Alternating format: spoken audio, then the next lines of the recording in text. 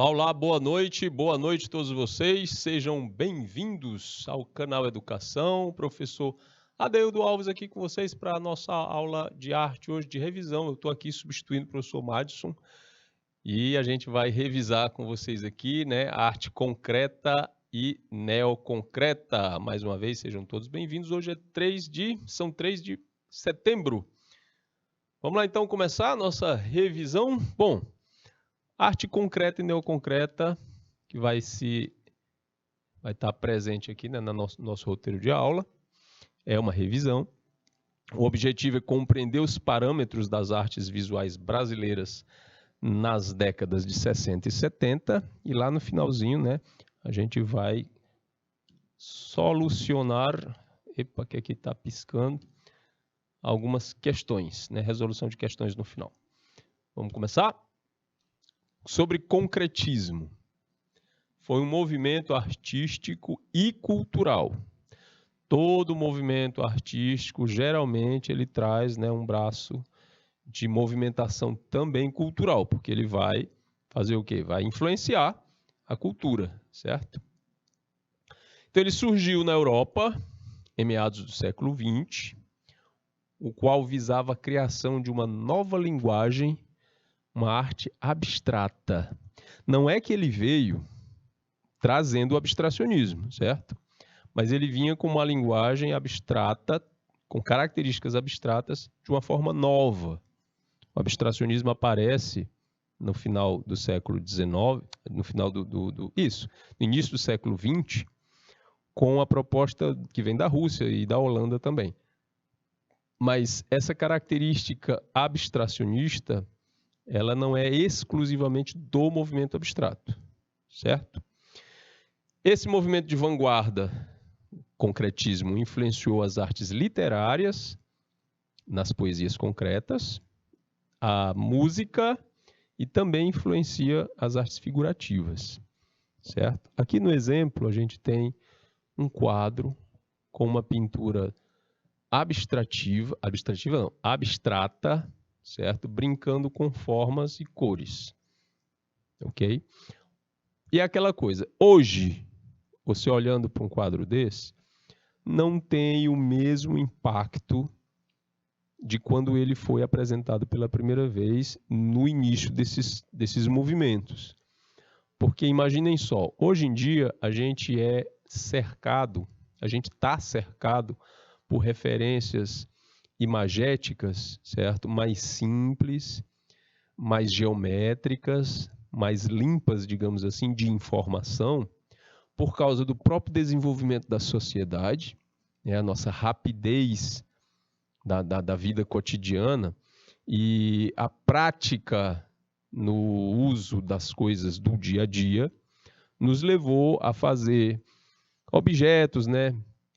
E ter referências imagéticas mais simplificadas, ok? Aí o abstracionismo invade esse campo na arquitetura, na música, nos objetos do dia a dia e por aí vai. Mesmo porque, em si falando de produção de objetos do dia a dia e arquitetura, é mais barato fazer de forma simples. Então, assim, não vejam a mudança, por exemplo, da arte antiga, da arquitetura antiga, que era muito mais trabalhada, muito cheio de detalhes, muito cheio de coisas, de frufrus e tudo mais, como o barroco, por exemplo, e o rococó, como uma simples mudança de atitude estética. Na verdade, não, tem um peso econômico muito grande aí também. Uma coisa é você fazer o teatro municipal, em São Paulo, por exemplo, com toda aquela característica neoclássica misturado com o barroco, certo? Pagando um quase nada para os trabalhadores. E muitas dessas obras de antes também eram feitas por escravos. Então, saía barato, saía bem barato. Então, quando a coisa muda, a economia muda e você tem que pagar um trabalhador para fazer, aí é melhor que seja rápido e fácil de fazer. Então, a influência econômica também é muito grande nessa mudança de atitude estética, certo? Então, adiante, para a gente não sair muito do aspecto. Na literatura, como é que é a característica da literatura no concretismo? Valorização do contexto visual e sonoro, sintaxe visual em detrimento da discursiva, ou seja, o visual do texto era mais valorizado do que o que estava escrito. Banimento da estrutura formal, ou seja, aquela coisa de versos e estrofes não são mais obedecidas. Utilização de efeitos gráficos, as letras não precisam correr no mesmo sentido tradicional. Elas podem ficar espalhadas, as palavras podem ser escritas de forma circular, etc, etc. O papel torna-se a tela e o artista aproveita todo o espaço. Defesa da racionalidade, aversão ao expressionismo, rejeição ao acaso e a abstração lírica. Essa aqui é uma forma principal, uma característica principal desse tipo de arte, tanto abstrata quanto essa do concretismo, de não estar dando espaço para o expressionismo. Não é que eles não se expressavam, não é isso, mas a gente sabe que o expressionismo é um tipo de arte que está focado em estabelecer uma comunicação das emoções do artista com as emoções de quem está vendo a tela. Exemplo, o Grito, do Munch, as obras do Van Gogh. Até na Capela Sistina tem um quê expressionista, não no teto, que o teto, pintado pelo Michelangelo, demorou 4 anos para pintar, ele tem características mais renascentistas do que expressionistas, é mais razonada, mais racional. Mas o altar, que foi pintado depois, com a visão do inferno e tudo mais, ele é bem mais expressionista. Aqui, na arte concreta, o expressionismo não é buscado. Aquelas foram características da literatura. Nas artes plásticas, como é que isso se dá? Quais são as características? Lembrando aí que artes plásticas são a pintura, a escultura, a arquitetura. Por que plástica? Porque mexe com o visual, formal, estético da imagem em si. Ok? Eles buscavam a precisão nas formas, o uso de formas abstratas, houve uma influência do cubismo, há uma união entre a forma e o conteúdo, a defesa da racionalidade, lógica e cientificismo. Eles buscavam uma universalidade. Isso, universalidade. Como assim? O que é essa universalidade? Quando você tem uma imagem figurativa na sua frente, a sua leitura daquela imagem, certo, vai sofrer várias interferências. A sua interpretação, leitura e interpretação daquela imagem vai sofrer várias interferências culturais, pessoais, porque vai ter a ver com as suas experiências próprias acerca da imagem que você está vendo, certo? Entre outras. As experiências, por exemplo, uma árvore, um quadro que tenha uma árvore. Você vai ver essa pintura, você vai ver essa imagem, e você vai reagir, estabelecer contato e leitura daquela imagem com todas as influências que você tem com a figura árvore. E considerando aí, inclusive, a tua faixa etária de vivência e de experiência com esse fator árvore. Então você vai fazer uma leitura absolutamente pessoal daquela imagem, considerando tudo que você é como pessoa e as suas experiências em relação ao objeto árvore. Ninguém no planeta vê uma árvore e simplesmente decodifica secamente, né? Árvore, pronto, acabou. Não, se você tem experiência com aquele tipo de árvore, você vai poder dizer que tipo de árvore é. Se for uma árvore que é própria da sua região, você já vai dizer, esse é um pé de coco, é um pé de manga. Você já vai interagir pela experiência com aquilo ali. Então, isso vai fechando a experiência dentro do teu universo e do universo da tua comunidade. Então, uma pessoa de outro lugar mais longínquo, na China, por exemplo, no Japão, na Austrália, sei lá, num lugar bem longe daqui, ele vai ter uma experiência com árvore diferente. Por causa da localidade, por causa da vivência, talvez por causa da idade, tudo isso. Então, são enfoques diferentes. Na arte abstrata e com mais força na arte concreta, as imagens vão ser interferidas bem menos. Porque um quadrado é um quadrado. Aqui, no Japão, na China, na Conchinchina, em Marte, um quadrado é um quadrado. Não há grandes interferências culturais, pessoais, nessa figura quadrado, ou triângulo, ou losango, ou trapézio, ou que essa seja uma figura plana, quadrado, ou uma figura tridimensional, um cubo, por exemplo. Eita, que cubo aqui está mal feito. Enfim, um cubo, um tetraedro, um icosaedro, etc. Todos eles vão ter uma linguagem mais universal, uma interpretação mais igual, certo? Então, essa busca dessa universalidade é própria, tanto da arte abstrata quanto do concretismo, do neoconcretismo também, como a gente vai já ver, certo? Espero que tenha ficado claro. No Brasil, como é que fica esse concretismo? Olha lá, esse quadro aqui, por exemplo. É um quadro vermelho pintado com quadradinhos brancos, imitando aí lembrando, né, um jogo de xadrez, só que alguns deles vão receber um corte, um lado branco, na diagonal, um lado branco, outro vermelho, formando aí, né, uma intervenção. Mas é só isso. Você não vai sofrer grandes influências imagéticas, figurativas, que vai diferenciar a sua percepção dessa imagem de outra pessoa, de outra cultura, de outro lugar. Vocês dois vão ter praticamente as mesmas percepções. Isso que é universalidade na imagem, na criação da imagem.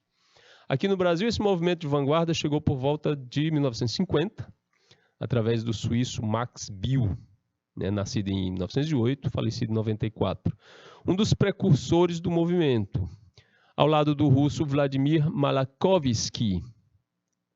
Eles dois vão trazer para o Brasil esse movimento chamado concretismo, certo? O Biel popularizou as concepções dessa nova tendência na Exposição Nacional de Arte Concreta em 1956. Então é sempre assim, tem um movimento novo na praça, como é que acontece dele chegar no lugar? Primeiro ele tem que sair da sua zona de criação. E boa parte das artes que a gente estuda, grande maioria das artes que a gente estuda no Brasil e que chegaram para cá, vieram da Europa. Então sai da Europa com essa concepção pode ser trazida pelos fundadores ou por pessoas envolvidas diretamente com a criação, que viajam do seu ponto de criação para outros lugares, ou ela pode ser trazida por influência. Por exemplo, um artista brasileiro que vai para a Europa fazer uma exposição, fazer um estudo, e de lá ele entra em contato e traz as influências para cá. Isso aconteceu muito com o nosso modernismo. Tarsila do Amaral morou na França, estudou na França, trouxe as coisas de lá para cá e ajudou no desenvolvimento do modernismo nosso aqui, da nossa linguagem moderna. O nosso Nonato Oliveira, pintor piauiense, morou em Paris, foi colega do Picasso e traz para sua pintura a característica própria do cubismo também. Então ele vem dessas duas maneiras, certo? E quando chega aqui, precisa de quê? De um evento que faça as pessoas conhecerem. Geralmente são pessoas da elite. Aí faz-se o quê? Faz-se uma exposição, uma expo, né? Essa exposição há um convite, é feito propaganda em revistas especializadas, no jornal, etc. Aí os interessados, gente, primeiro é sempre a elite. Depois, se não houver um programa, geralmente governamental, de acesso facilitado a esse tipo de exposição para escolas, para universidades ou para a própria comunidade, certo? Se não tiver, então geralmente quem chega primeiro é a elite. Aí eles têm esses contatos. Dependendo de como esse público vai reagir a essa exposição. Ele pode agradar ou não, mas o importante é que depois da exposição ele parte para as galerias. É na galeria que esse tipo de coisa esse tipo de arte, não só esse tipo de arte, mas a arte é comercializada. Não é na exposição que você vende. Você pode vender na exposição, pode acontecer, mas é esporádico. O lugar de comercializar a arte é na galeria. A galeria tanto expõe quanto vende e compra, certo? Os chamados merchants, os mercadores de arte, eles vão para as exposições, eles indicam as galerias, eles fazem a aquisição desse material para as galerias e a galeria comercializa com outras pessoas, com colecionadores. Há galerias que fazem o trabalho ali por baixo do pano, que a gente chama de mercado, né, paralelo de arte. E quando o artista tem quando a obra dele é bem aceita, é falada, é bem difundida, e ele ganha, né, o público grande, aí é provável que a obra dele vá para um museu especializado naquele tipo de obra. Certo? Museu, não é museu não, viu? O museu, certo? Então esses são os 3 espaços específicos para uma obra de arte percorrer e existir no mercado. Isso aconteceu com o concretismo no Brasil e também com o neoconcretismo. Os grupos de concretistas de São Paulo. Aqui a gente vai analisar um monte de texto até chegar nas próximas imagens.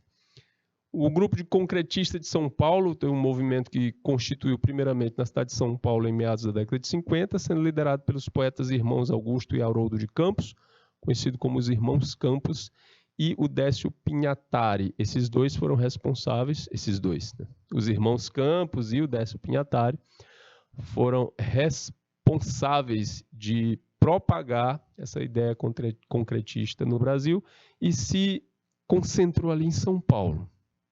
O Grupo Concretista de São Paulo foi fundador da revista Noigandres, ou, na pronúncia em francês, Noigandre, divulgadora das ideias atreladas ao concretismo, aquilo que eu falei para vocês ali no slide passado.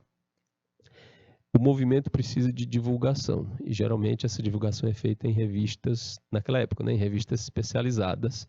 Aí daí uma notícia no jornal, de uma exposição, etc, etc. Hoje é via internet, certo? E aqui e ali aparece na TV, em jornais ou em programas específicos. Já não tem muito hoje em dia. Antigamente tinha mais. E também ainda existem as revistas especializadas, certo? Só que esse movimento de São Paulo, ele era muito fechado nas suas ideias, nas ideias de raiz do concretismo mesmo. Muito lógico, muito matemático, muito frio. E teve um pessoal do Rio de Janeiro que disse, não dá para ser assim. Então a gente vai fundar uma coisa diferente. Aí veio um movimento chamado de novo concretismo, ou neoconcretismo. Esse movimento de neoconcretismo foi um movimento que surgiu no final da década de 50, no Rio de Janeiro. E como eu falei, foi uma reação ao movimento concretista criado em São Paulo. É aquela velha quizila, né, que tem entre São Paulo e Rio de Janeiro.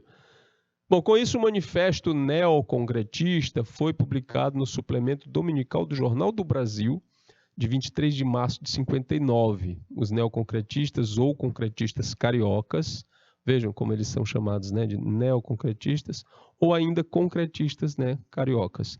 Acreditavam que a arte não podia ser considerada como um mero objeto, tal qual consideravam os poetas paulistas, de forma que, para eles, a expressividade estava acima da forma. Então, por causa de detalhes como esses, de diferença de pensamento estético, havia esses rachas, né, no mesmo movimento. Para tanto, criticavam a tendência racional, positivista, dogmática e técnico-científica do concretismo ortodoxo paulista. Como assim, professor? Tanta palavra difícil aí. Não é difícil, né? Acredito para vocês também não. Mas havia na característica de raiz do concretismo uma racionalização absurda, sempre positivista, Dogmática, porque não podia sair daquele pensamento e nem ser questionado. Técnico-científica, por causa da busca daquela universalidade, certo? E ortodoxo, porque era o tradicional rígido, ok? E o neoconcretismo, ou o concretismo carioca, queria ser um pouquinho diferente disso, queria ser mais solto, né, menos preso a essas correntes, como está aqui nessas características. Um exemplo dessa coisa da busca técnico-científica está na obra abstrata do Pierre Mondrian. Pierre Mondrian tem um quadro chamado Macieira em Flor, ou seja, um pé de maçã que está florido. Aí você olha para o quadro, ele tem quadrados amarelos, azul, vermelho e branco e linhas pretas no contorno. Você só vê isso, quadrado, linhas pretas, quadrados brancos, um quadrado vermelho, um azul, cores primárias. Aí você fica, cadê a macieira? Cadê a flor? Cadê a coisa do título? Por que é assim? Porque o abstracionismo do Pierre Mondrian tem essa característica técnico-científica, né, positivista, racional demais. É atingir aquela universalidade. Se ele pintasse ser universal, se ele pintasse uma macieira, a gente volta à questão da árvore. E como isso é realmente, como muda muita coisa. Eu, nordestino do Piauí, morador, nascido em Teresina, morador da cidade de Timon, aqui do lado, né, no Maranhão. Se você me perguntar se já viu uma macieira, nunca vi um pé de maçã. Embora já tenha viajado para outros lugares, mas nunca fiquei na frente diante de um pé de maçã. Eu conheço a fruta porque vem de lá e a gente come. Mas se você me perguntar se eu já vi um babaçoal, né, um pé de açaí, um pé de caju, de manga, aí a experiência é outra, certo? Então, se eu visse um quadro onde é pintado um pé de maçã, eu ia ficar naquela ali, ó, que legal, pé de maçã. Uma pessoa que vive da maçã, que tem a maçã no seu quintal, que é normal para ela essa planta, essa árvore, ela vai vivenciar a imagem de forma diferente. Aí não universaliza, certo? Não fica igual, não padroniza, não é técnico nem científico. Tem um exemplo dessa história, de novo, de planta. Aqui na nossa região tem uma flor que dá no mato, em todo lugar, choveu, ela cresce. É a xanana. Ela tem uma flor amarela, né, bonitinha, que aqui é tão comum que é desimportante, a gente chama aquilo de mato. Mas tem um amigo que foi para Minas Gerais e lá, num lugar de retiro, né, que ele era religioso, um convento. Aí tinha um colega lá que estava vendendo uma planta dessa, né, porque tinha descoberto as propriedades medicinais da planta, e vendendo, não estava vendendo, estava perguntando como é que era possível comprar mais mudas, ele estava com uma muda. E aí acabaram descobrindo que a muda era caríssima. E aí o meu amigo disse assim, moxe, isso lá em Teresina, no Piauí, isso dá no mato, não precisa nem comprar. Aí ficou aquela coisa, né? Nossa, como é que você tem uma abundância desse troço aí, dessa planta, e aqui a gente mal conhece.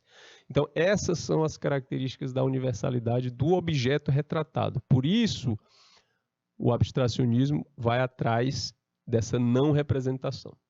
Voltando à questão do neoconcretismo aqui no Brasil, nesse período, entre 1959 e 1961, os artistas que mais se destacaram e participaram da primeira exposição de arte neoconcreta vão ser Ferreira Goulart, Lígia Clark, Reinaldo Jardim, Theo Spanudes, Sérgio Camargo, Amilcar de Castro, Franz Weissmann e Lígia Pape. Só para lembrar, o Ferreira Goulart é aquele que disse que a arte existe porque a vida não basta. Enfim. Em resumo, as ideias dos autores neoconcretos, a Lígia Pape acrescenta o seguinte: nós nos separamos do Grupo Concreto de São Paulo porque eles queriam criar um projeto de 10 anos de trabalho para o futuro. O Grupo do Rio achou que era racionalismo demais. nós queríamos trabalhar com a intuição, mais soltos. Então, eles não queriam estar presos a essas características aqui. Racionalidade, dogma técnico-científico, né? Não queriam isso. Ops. Eles queriam ficar mais soltos, trabalhar com mais intuição, apesar de ainda estarem dentro das propostas do abstracionismo, certo? Então, quem é esse pessoal? Lygia Clark, pintora dos objetos tridimensionais. Ela foi uma pintora e escultora brasileira de arte geométrica. Deixou de mão o rótulo de artista, exigindo ser chamada de propositora. Quer dizer, eu não sou artista, eu sou propositora, eu proponho coisas diferentes. O nome dela é Lígia Pimentel Lins, Lygia Clark por causa do sobrenome do marido. Nasce em Belo Horizonte, 23 de outubro de 20. Em 47, já casada e com 3 filhos, mudou-se para o Rio de Janeiro. Iniciou-se na arte da pintura sob a orientação do artista plástico Burle Marx. O mesmo Burle Marx, paisagista, que vai projetar aqui em Teresina os jardins da frente do Palácio de Karnak e os jardins da Praça Monumento da Costa e Silva, conhecida aqui ainda hoje como Praça da Cepisa, apesar da Cepisa não existir mais. O mesmíssimo Burle Marx. Inclusive tem um desenho do Burle Marx, um desenho abstrato dele, assinado e tudo, claro, né? Numa clínica oftalmológica aqui em Teresina, o Hospital do Olho, tem assim, do lado da recepção, perto do bebedouro. É um quadro dele, do lado de um quadro também do Alfredo Volpi. Teresina é danada com essas coisas. Entre 1954 e 1957, desenvolveu uma pintura construtivista com o uso do branco e do preto, com tinta industrial. Mudou a natureza e o sentido dos quadros, entendendo a cor até a moldura, né? Estendendo a cor até a moldura, anulando-a ou até mesmo trazendo ela para dentro do quadro. É o que o artista denominou de linha orgânica. É dessa época a série de telas planos em superfície modulada, obras em composição de tinta industrial sobre madeira. No ano seguinte, as telas foram apresentadas na Bienal de Veneza. Essas telas aqui. Isso. Aí você... No geral, as pessoas olham assim, o que é isso? Por quê? Porque a gente vem, gente, a arte abstrata se populariza como arte, mesmo como movimento artístico, no final do século XIX e início do século XX. E da pré-história até o século retrasado, né, o início do século passado, a gente só tinha como referência essa arte figurativa. Quando vem o abstrato, esse novo que ainda é novo, a gente fica se perguntando, mas o que é esse? Não entendi. Não é para tu entender, é para tu sentir, perceber, fruir. E tchau. Em 64, Lygia Clark lecionou no Instituto Nacional de Educação de Surdos. Entre os anos de 60 e 64, criou a série Bicho. Vou já mostrar para vocês. São esculturas metálicas geométricas que se articulavam por meio de dobradiças, onde buscava a participação do público. Essas aqui. O que a Lygia queria com essas peças?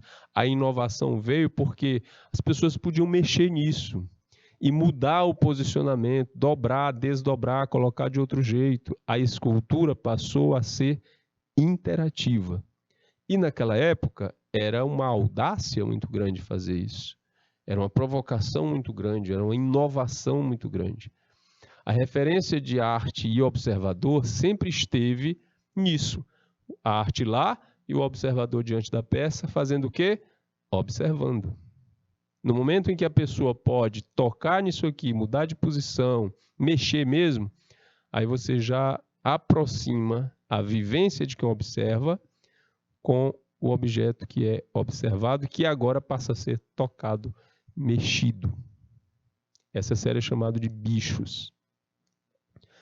Entre outros trabalhos da artista, destaca-se a exposição Nostalgia do Corpo, de 68, que permite ao público sentir coisas simples, como o sopro da respiração e o contato com uma pedra na palma da mão.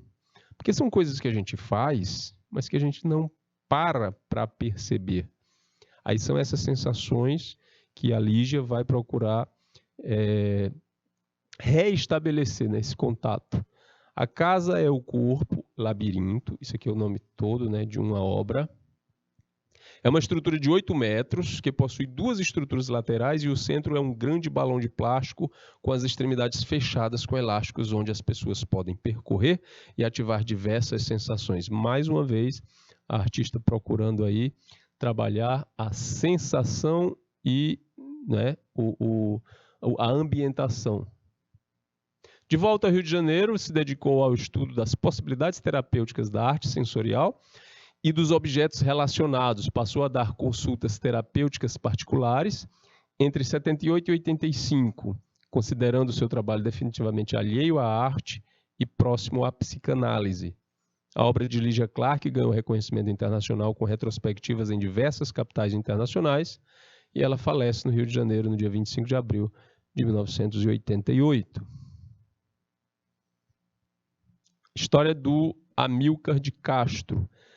Esse moço que está aí na foto com a escultura feita por ele, uma escultura feita toda de placa de aço. Entre 1920 e 1935 acontece o seguinte: nasce em 8 de junho de 1920, em Paraisópolis, Minas Gerais, filho do juiz e desembargador Amílcar Augusto de Castro e de Maria Nazéria Pereira de Castro.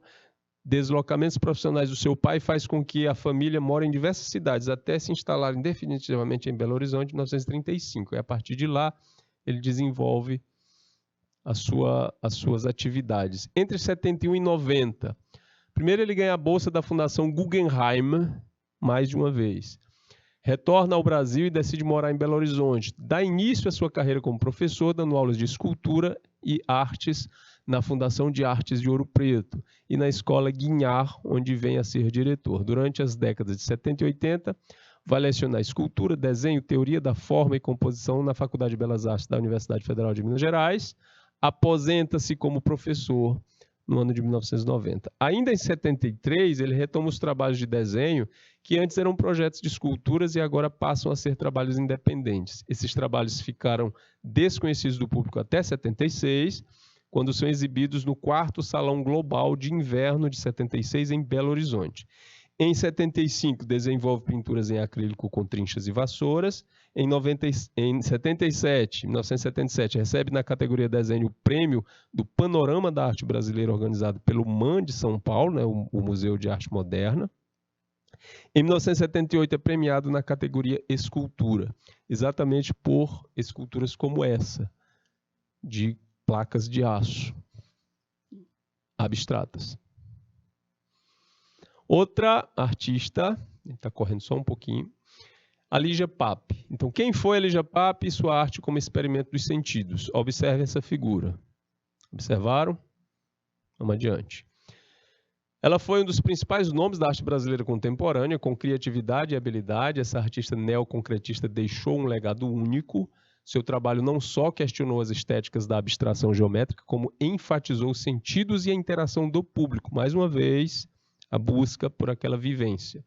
Essa participação do público foi fortemente representada por meio de Pape, a obra Divisor de 68, um dos trabalhos mais emblemáticos do artista. Contando com um grande tecido branco com furos dispostos para as pessoas colocarem suas cabeças, essa performance buscou retratar a liberdade pessoal dentro da sociedade. E a gente volta para a figura. Essa figura aqui é uma representação, né, uma releitura da obra dela num desfile de escola de samba que teve aí uns anos atrás. Foi feita uma ala toda, uma ala infantil, onde as crianças ficavam assim, cada uma dentro de um buraco no pano gigante. Esse pano, esse tecido, simboliza a sociedade. E cada buraquinho onde você coloca a cabeça é você e o seu espaço dentro da sociedade. É claro que esse tecido vai limitar o seu movimento em relação às outras pessoas. Já cria o quê? Uma reflexão sobre essa coisa, do papel da pessoa na sociedade. E retrata a liberdade, que acaba sendo meio limitada naquele espaço, né? A liberdade pessoal dentro da própria sociedade. Isso aí, nessa obra, essa coisa é chamada de performance. Essa coisa experimental, certo? Chamada de performance. E a Lígia Pape, assim como a Lígia Clark, preferiram trabalhar junto dessa questão de trazer o público para as impressões apresentadas nas obras. Nascida em 7 de abril de 27 no Rio de Janeiro, ela se une ao movimento da arte concreta aos 20 anos. Depois de um tempo, ela, juntamente com os contemporâneos Ferreira Goulart, Hélio Oiticica e a própria Lígia Clark, né, abandona o movimento para ser uma das protagonistas do novo e experimental movimento neoconcreto. Então, junto com esse povo aqui, ela vai embora para o neoconcreto. Durante a década de 70, o trabalho da Lígia Pape apresenta um caráter voltado para a cultura pop brasileira, já que nesse período a ditadura militar censurava, oprimia e inibia as liberdades de expressão. Assim, por meio de vídeos e instalações, a artista criticava de modo metafórico o regime ditatorial. Muitos deles fizeram isso. Os neoconcretistas acreditavam que a arte não era apenas um mero objeto, já foi colocado aí, né? Logo, para uma experiência completa, as obras geralmente exigiam a participação ativa do espectador. A gente vai ver isso em várias obras, tanto dela, da Lígia Pape, aqui é uma delas, né? O observador caminha por esse espaço interagindo com essas estruturas, certo? Isso tudo com o objetivo de criar novos espaços nos quais as obras seriam seres vivos, com os quais fosse possível se relacionar e experimentar por novos sentidos. Ok? Vamos às questões. Vamos começar com essa daqui. Quantas questões eu trouxe? Uma, duas. Pronto, duas dá, que é para não cansar, né? Observe essa imagem de Lígia Clark. The Inside is the Outside, de 1963. O dentro é o fora, né? The Inside is the Outside. Aí é um objeto com... É uma lâmina de aço, né, recortada e retorcida. As obras de Lígia Clark, Lígia Pape, Hélio Oiticica caracterizam a produção neoconcreta definida por uma arte, letra A, cerebral, e que tinha por referência a produção realizada pelas vanguardas históricas presentes na Bauhaus. B, que não tinha como finalidade a produção de objetos, mas uma relação legítima e ativa do público. Letra C, fundamentada em uma relação com a ciência e com a tecnologia na busca de novos materiais e processos. Letra D, representacional e figurativa, buscando um retorno dos conceitos artísticos anteriores à abstração. E letra E, voltada à abstração lírica, não geométrica e propositora de resgate da escultura do início do século XX. A gente está falando aqui das obras da Lígia Clark, da Lígia Pape e do Hélio Oiticica enquanto neoconcretistas. E aí? Na letra E, voltada à abstração lírica, lá no início a gente viu que eles estavam fugindo disso, certo? Então não é. Representação figurativa na letra D. Se é figurativo, não é abstrato, portanto, não é neoconcreto. Fundamentada uma relação com a ciência e a tecnologia na busca de novos materiais e processos. Essa não era a busca. Uma arte cerebral, fortemente lírica e geométrica, que tinha a ver com a questão da Bauhaus. Também não.